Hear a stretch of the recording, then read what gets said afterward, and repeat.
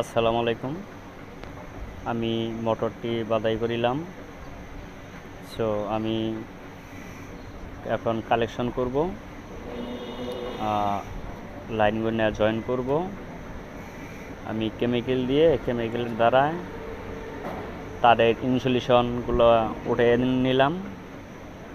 আমি এখন জোর দিয়ে পরিষ্কার করতেছি।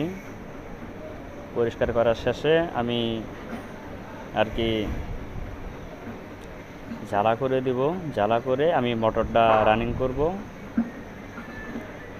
আমার আইডির ভিতরে নং ভিডিও আছে, যাদের যাদের কাজ দেখার ইচ্ছুক, শেখার ইচ্ছুক, তারা আমার আইডির ভিতরে ঢুকে কীভাবে মোটর বাদাই হয়, কীভাবে মোটর বাদাই করি, কীভাবে কালেকশন করি, সব কিছু দেওয়া আছে। আপনারা ডিটেলস জাস্ট ভিডিওগুলো দেখবেন।